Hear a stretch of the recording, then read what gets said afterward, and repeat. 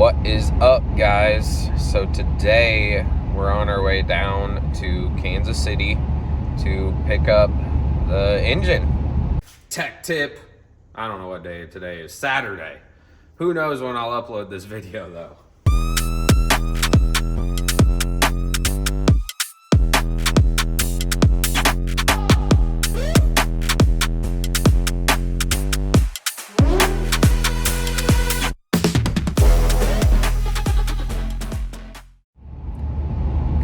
Todd Maschmeier out of Kansas City went through it all and got everything ready to go for a whole nother season. So we're on our way down there. It's about 3 hours away. You know, I live pretty far north. What's really crazy is it snowed a lot in Kansas City, and it hasn't snowed where I'm from, up north. And now there's all this snow around here. It's just wild. It's just wild. We haven't got any snow in Omaha this whole year. It's been so weird, and lately it's been in the 50s, which is even weirder. I don't get it, but enough of a weather report, I guess. So we'll see you when we get down there.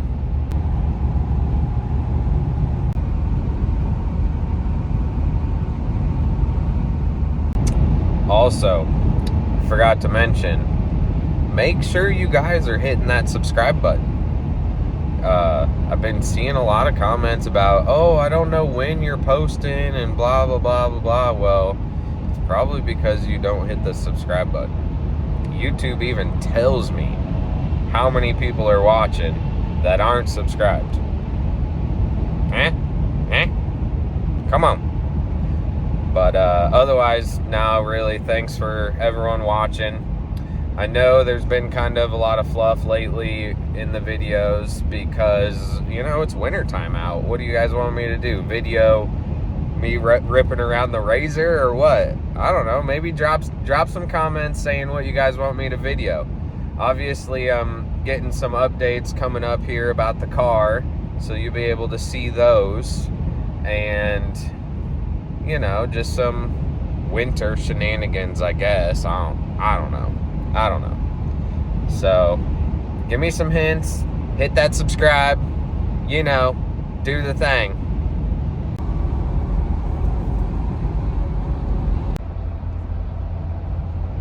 Finally strolling into Kansas City. Why is the weather here so horrible? Left Omaha and it was sunny and nice out and just crappy weather here. How do people live here like Sean? Ugh. I think over here is where Kansas City Chiefs play baseball, right? Somewhere over there. Ha!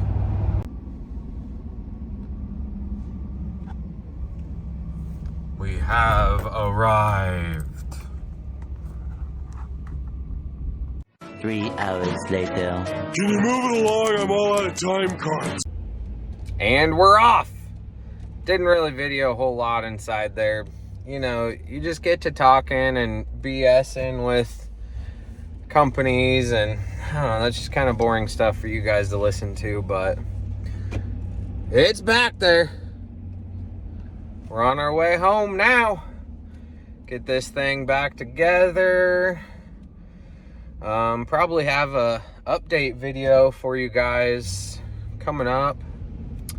What our plans are, what races we're gonna hit. Obviously the big one, that March 27th Clettus's race down in Florida. We'll be down there for a week, I think, having a basic vacation and doing racing stuff, hopefully. You never know. The beater might be on radials then too. I don't know. We'll see. But yeah, I'll get back with you guys a little bit later. Back on north to the promised land. Shot of downtown Kansas City now that it's not all doomy and gloomy out. Engine check number 1. Just making sure it's still back there. Yep. Still doing good. Still doing good. Boy, these drives just get so boring. You can see all that snow still. Still in Kansas City. Well, north of Kansas City, but we're not anywhere near Omaha yet. Look at all that snow. Mother Nature's just, she gone crazy. I mean, when I get home, I'll show you, there ain't no snow there. And it's only like 40 degrees here. We're getting warmer as we go north. That's so wild. But we'll be back there here soon. Looks like GPS says about another hour and a half. Catch back up with you later. Please tell me I'm not the only one that absolutely hates when one truck is going 65 and the other truck is going 65.1, and it just takes them miles to pass each other. I mean, come on. Just want to get behind him and push him on the way. Jesus. But at least you'll know. No snow out this way. And we picked up another 10 degrees. It's 55 out here. It's going to be a nice day.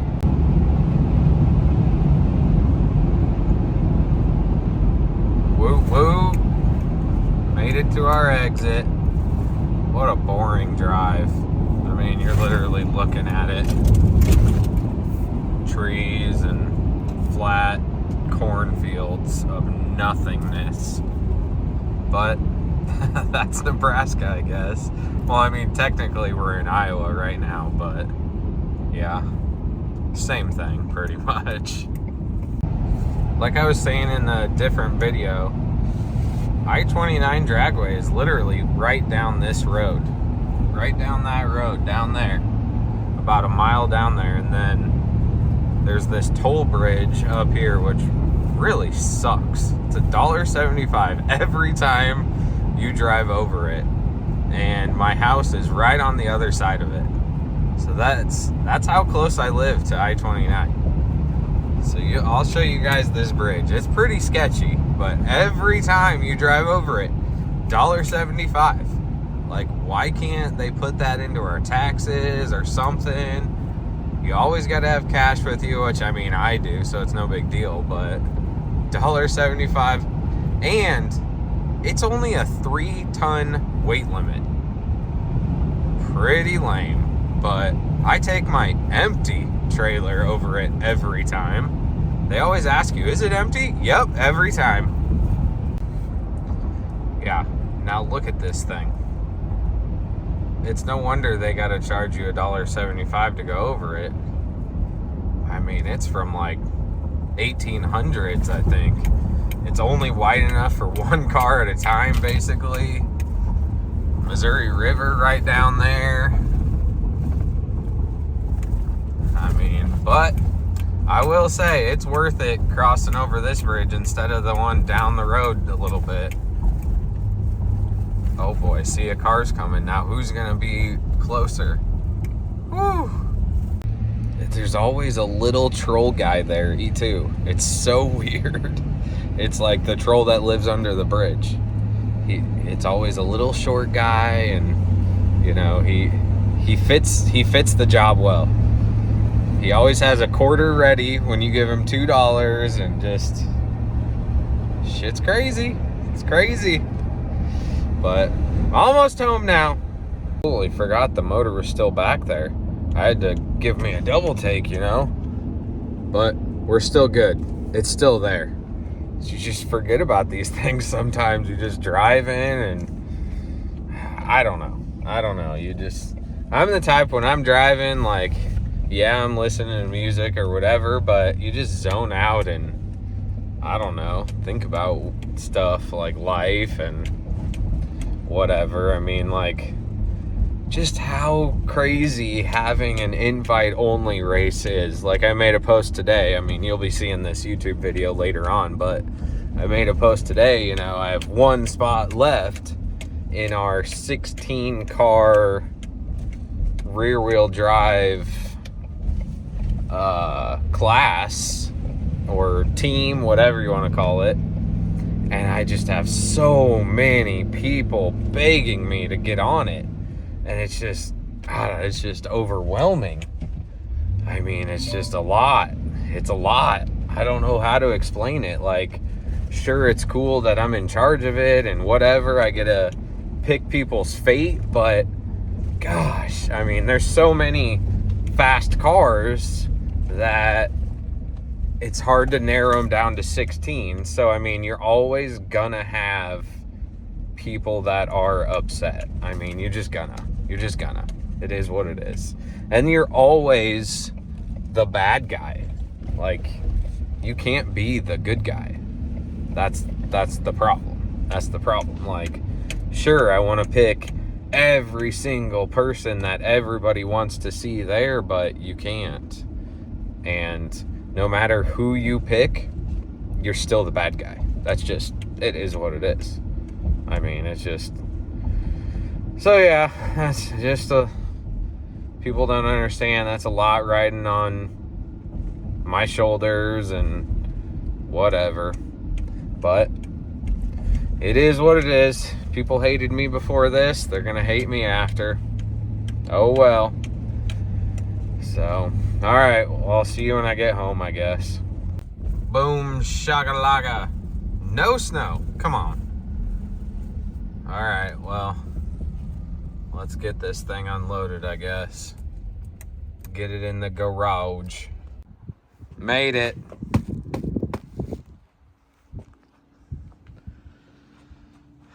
I'm still undecided, like, what I'm gonna show you guys, so for now, I guess this is all you get. I don't know yet. I guess we'll see what unfolds. Test. 1, 2, 3. Well, I probably should tell you what we're doing today. Out in the shop, finally, after quite a while, gonna take the converter apart. We are obviously doing that backtrack race, so ideally the converter needs to be a lot looser, because I mean, it takes quite a bit of power to to go low fours. Well, when you slow that down to low fives, the converter is so tight because there's so much less power there. It's going to be harder on the tire to hook. I mean, the whole name of the game with backtrack racing is having a looser converter to be a sponge. When you backtrack race, you want to be gentle on the tire. So let's get this converter apart, show you the stator. I don't have the stator I'm putting in it yet, but I'll show you guys, inside the stator. A little bit of background. Like I said, this is a lockup Powerglide, so I'll show you a little bit about that and how that works and whatever. Lockup Powerglides are super unique. You don't really hear of them a lot, but this one, it's special. I mean, it's nearly one of a kind. There's a couple out there, obviously. There's a couple companies that make them out there, but not many people run them. But it's been good for me. Mark Mickey went through it before the last season and actually fixed a bunch of things. The lockup wasn't really working. I've had it for almost 5 years now, but the lockup had never worked very well. Mickey went through it and had it on and off his dyno, I don't know how many times. He said it was a lot. I mean, 20 to 25 times. They ended up finding some clearances in there. Basically, the way a lockup works is that the transmission builds pressure, I mean, duh, and through the center of the input shaft is a port that goes to the back of the converter side of the engine, and it pushes on a piston inside there, which then pushes against a bunch of clutches, which then in turn locks up the converter. I mean, that's the way dumbed down terms. Well, either way, through the input shaft, the way that it got fluid, there's 3 sets of rings in there that seal it up, and the clearances were just not good.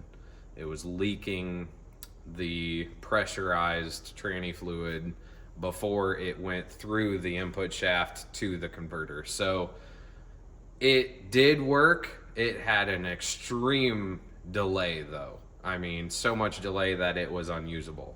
Obviously, I didn't realize that it had that much of a delay. I just figured, hey, it ain't turning on.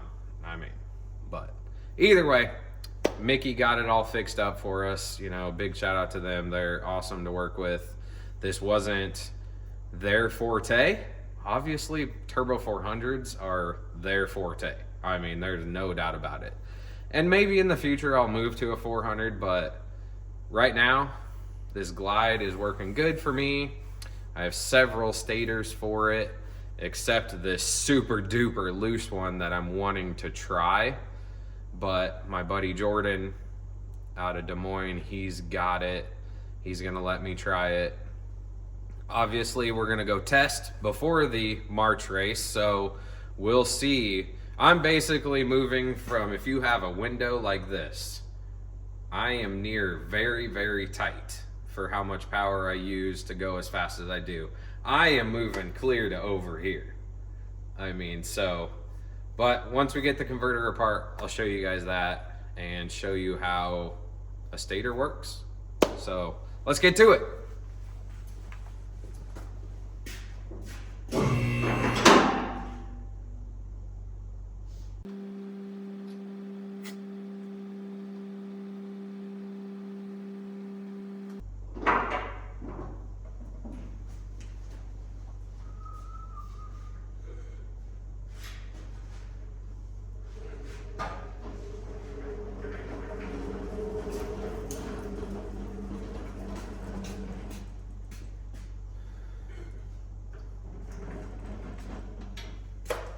So obviously, we got no engines, Ted. We got no engine. So it's really easy to take the converter out. I mean, I'm literally just gonna pull it right out.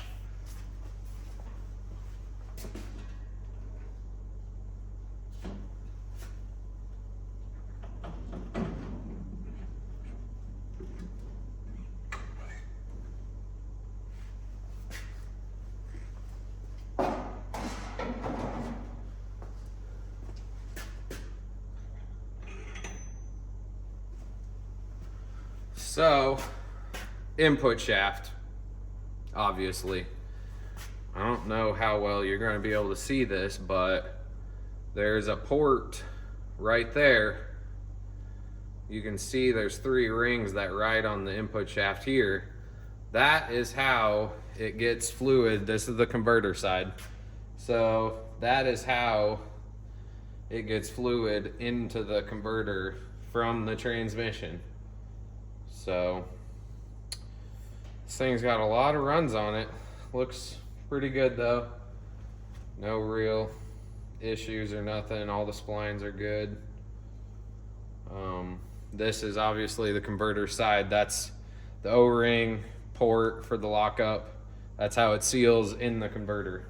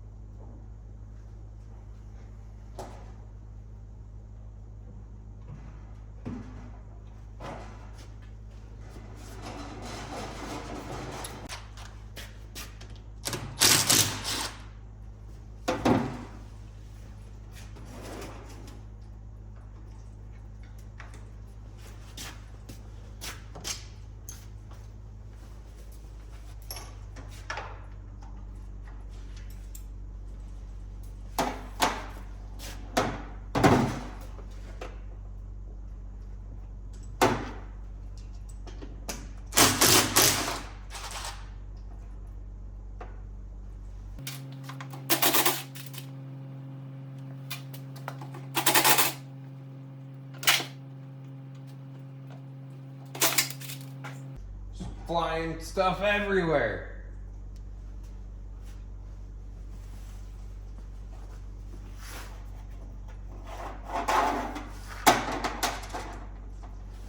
Let's see how this looks. I gotta make sure you're still looking at me, I guess. I guess it ain't bad. I don't know.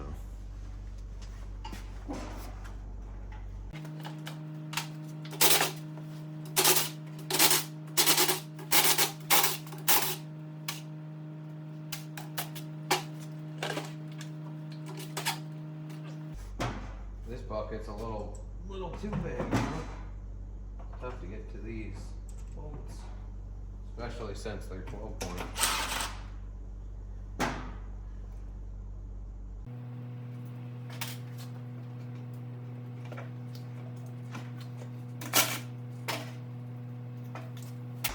Maybe I'm supposed to be standing on this side. I don't know. Listen, I'm no expert.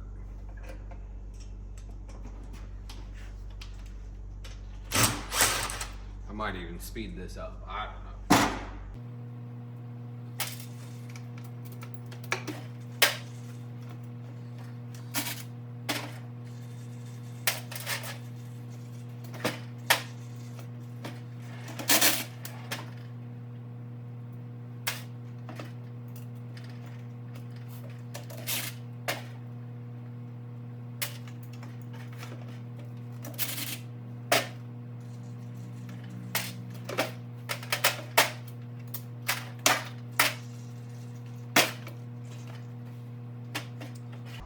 Okay, so I don't know if you can see, but as you see, this area of the converter much larger than normal.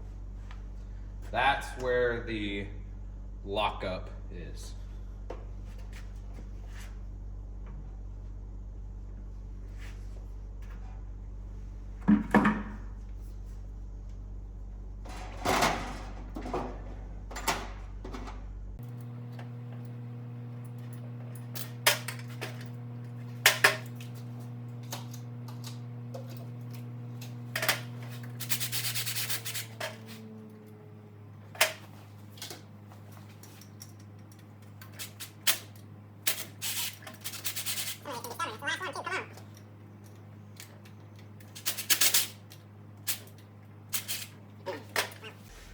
Either way, I also wanted to say, you know, when people hear the term lock up, they instantly think like, oh my God, that guy picks up 20 miles an hour. That's not the case. Lockups have to be, the whole combination has to be tailored to using the lockup. Your gear ratio, your converter slippage, RPM, all of that has to be tailored to using the lockup and using it every time. Because most of the time, when you don't use it, then everything is much higher RPM and slipping. And so I would consider myself in the middle. I can use the lockup and have it be beneficial for 1 to 2 to 3 more miles an hour and keep the RPM lower on the motor. For instance, at the end of the year, I was using it a lot to keep the RPM lower.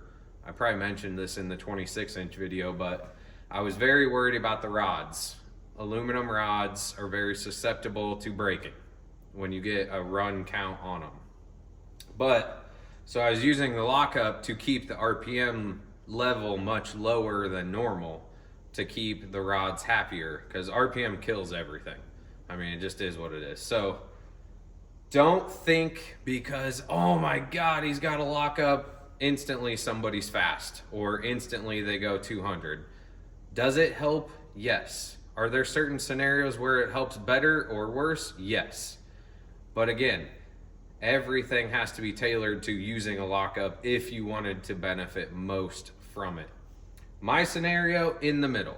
There's a lot of races that I won last year that I never even used the lockup.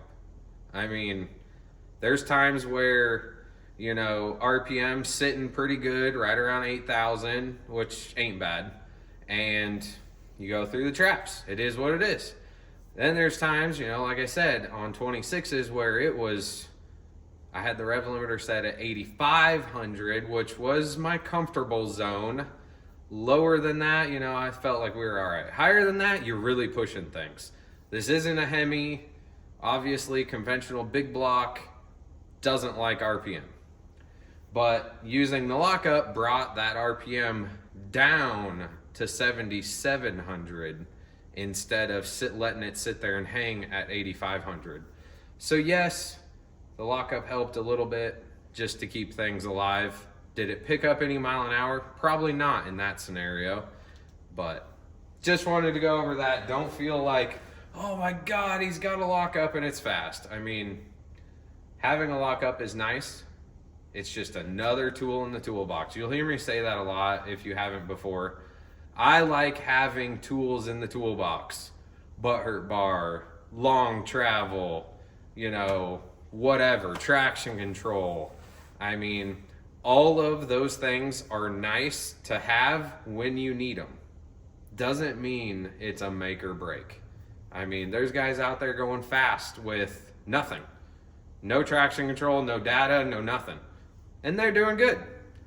But in my opinion, having that stuff helps when you need it. So, tech tip. I don't know what day today is. Saturday. Who knows when I'll upload this video though.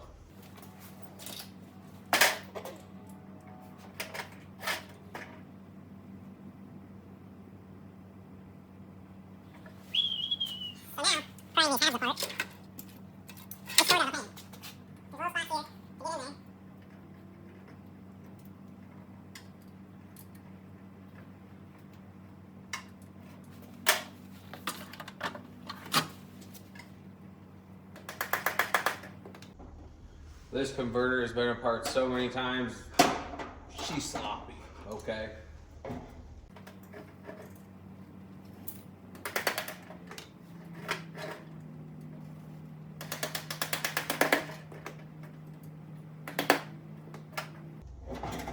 Work it around, you know, get it pried up a little bit.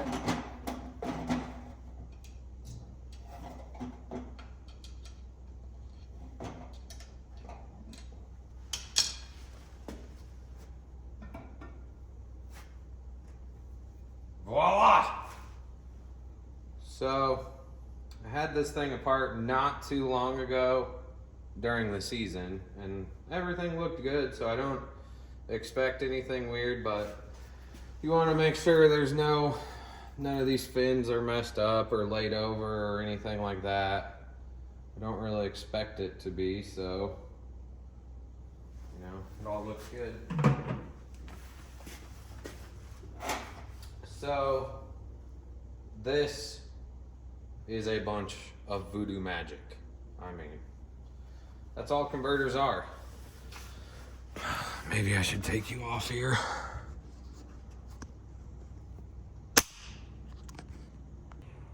So, as you can see, this is what they call the pump half. It's on the transmission pump side.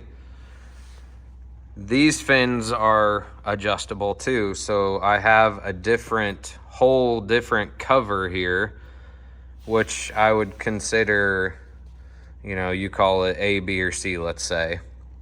This one is in the middle, but I have an even tighter pump half that basically it just moves your window of stators, which have blade counts. It just moves your whole window. So this is your stator. There's little bearings and stuff on there. Boy, this video thing is hard, one-handed. So that's just a bearing on there. And then you have your stator, and this is your diode, basically. Mine is solid, so it's not a one-way diode. But this is your stator. That's all it is. And it uses these vanes and number of vanes. This is just part of the O-ring. that goes in here, but this is just number of vanes and angle of vanes is how it directs fluid flow through the converter, and which makes it looser or tighter. Now, the lockup section, let's see, is down inside here and under here. So this, see how that turns independently of your half here? Well, when it locks up, it locks this to this, which it locks up your input shaft, which goes in here. So it locks them all in one, locks them all together. And that's how a lockup works. Obviously, that is a very loose explanation, but maybe I'll get this fluid drained out so you can see it a little bit better. I don't like taking this out to look at the clutches because it is a major pain in the ass to get it all lined back up through. There's like 10 clutches or clutches and steels combined. I think there's 10 maybe, but it's very, very difficult to get it all lined up properly. Usually takes me about 20 minutes or so, but again, this is the voodoo magic. So obviously the different stators, we're going to change the blade count. On this particular brand, which was a Hughes, Mark Mickey makes these same stators, so they're all, interchangeable, really. They all are very similar. We are going to add blades. Now this one is, I believe, a 13 blade. You could pause it and count them, I don't know, whatever. So I am going to try a 19, which a 19 makes it way looser. Basically, for every one blade is about 300 RPM looser. So 300 RPM times 6 would be 1800 RPM looser at the same power level now. So you got to remember that. But I mean, changing a stator is not that hard, as you see. Obviously, without the engine in there, it's super easy, but yeah, it's not a big undertaking to do with the engine in there. And yeah, that's probably about it for now until Jordan gets us that other stator. And then we get it all back in the car and get the motor back together and get it in there, get to testing. So there you go with some converter techie stuff, more tech, more secrets. I don't know, are these even secrets? I mean, I don't know. You guys will notice, my level of care of hiding stuff has been a lot lower. So maybe that's good for you guys. I don't know. But, so, lockups. Yeah, 20 mile an hour. Come on. Don't believe that kind of thing. I mean, like I said, they have their places. Is it nice to use when it works? Heck yeah. Does it pick you up a couple mile an hour? I guess, but don't be like, oh, that guy beat me because he has a lockup. Come on. That's not how this goes. That's not how this goes.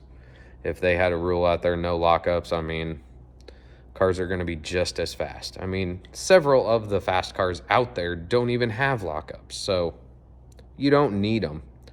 Do they help when you want them? Yeah, but they're a large financial, thing, so it's not really needed most cars. So, all right, I'll get back to you when we go back together, I guess. I mean, nothing crazy, Just another day out in the shop. All right, so got the converter back together. Went and got that the Stator from Jordan. Let me see how you guys look. Just fine. So went and got the Stator from Jordan. This is the old one, but you know the deal. Got it put back in there. Converter halves bolted back together. Everything looked pretty good. Overall, I went through this transmission and converter, you know, about 30 runs ago, so everything should look pretty good, but all right, let's put it back in.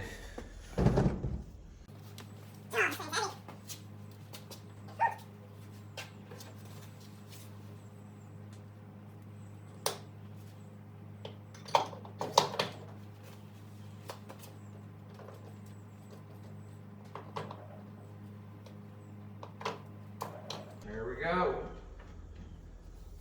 Slid all the way back in, and that's it.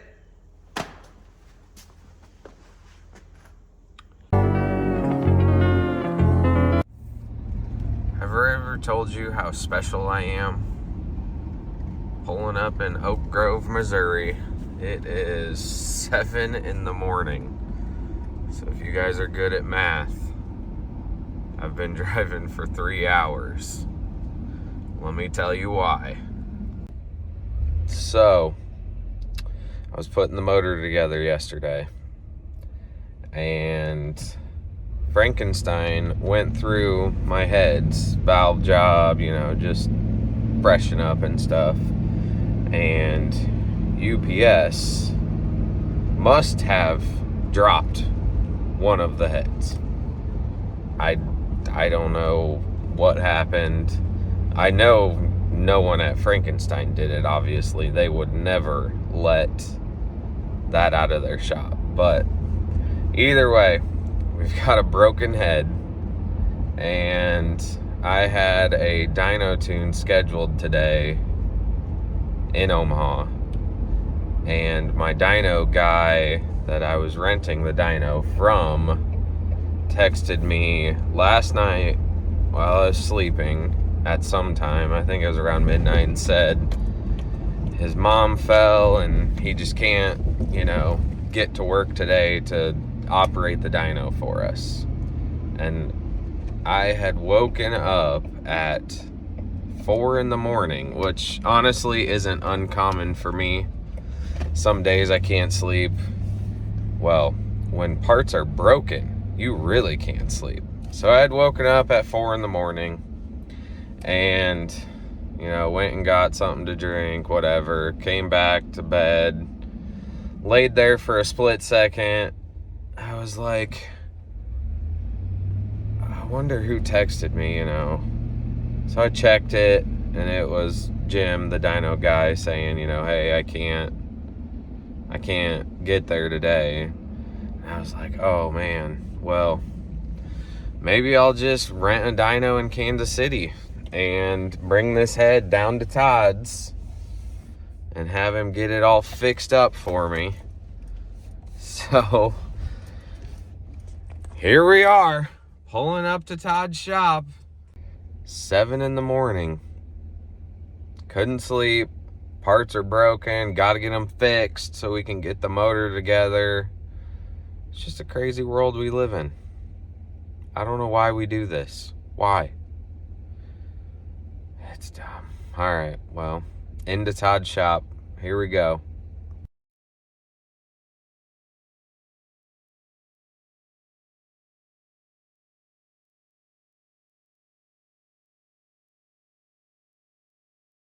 If y'all ain't from Kansas City, this is one of the best places to eat barbecue at.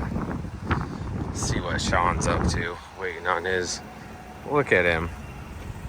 What are you doing? What are you doing? You're late. Finally, headed back north after a really long day. It's crazy to think. I drove down here at 4 a.m. without anybody knowing my plan of today. But everything fell into order, and we got the head fixed, got on the dyno to tune a car that I needed to, and now we're headed back home. Hopefully we can get this motor back together and get to testing. I know you've heard me say that a few times now, but sometimes things don't go the way you want them to. Sometimes they do, like today. So we'll see you on the next part of this video. I did want to give a special shout out to Todd at Maschmeier Performance Engines down in Kansas City, Oak Grove, Missouri, basically, for coming in on his day off, fixing up this head. You know, that's, people like that are rare anymore. Sure, there's a lot of people out there that, you know, work hard and do stuff like that, but to text Todd at 4 in the morning and say, hey, I'm on my way down, and then him to say, all right, I'll be at the shop, I mean, that's pretty rare. That's pretty rare. So just wanted to give a huge shout out to Todd. He didn't want me to do any videoing or anything of him, but hopefully he'll be able to see this and, you know, feel good about what he did, because it was awesome. So there you have it for our beater bomb update video. It's so crazy as I'm editing this video. I talk a lot about the weather, and it snowed. Come on. So hopefully the snow will melt and we can get out to testing. I broke this update video up into 2 parts.